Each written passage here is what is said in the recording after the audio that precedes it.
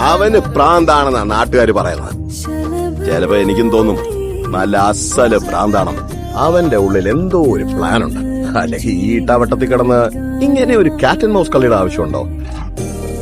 കുഞ്ഞപ്പൻചേട്ടൻ പറയും അയാൾ ഓരോരുത്തരുടെയും ജീവിതത്തിലേക്ക് കടന്നു ചെല്ലുന്നത് അപ്രതീക്ഷിതമായിട്ടാണെന്ന്. അപ്പോ ആത്മാർത്ഥമായി നമ്മളൊരാളെ കാത്തിരുന്ന എന്നായാലും അയാളിങ് എത്തുമല്ലേ? പിന്നല്ലാതെ എവിടെ പോവാൻ. അതെ, ഇനി കളിയല്ലാത്തൊരു കാര്യം പറയാം. ടെസ്റ്റോട് പൂരം കണ്ടിട്ടില്ലെങ്കിൽ വരാൻ പറ. ആൾക്കൂട്ടത്തിനിടയിൽ ഞാനുണ്ടാവും. കണ്ടുപിടിക്കാൻ പറ്റുമെങ്കിൽ കണ്ടുപിടിക്കട്ടെ.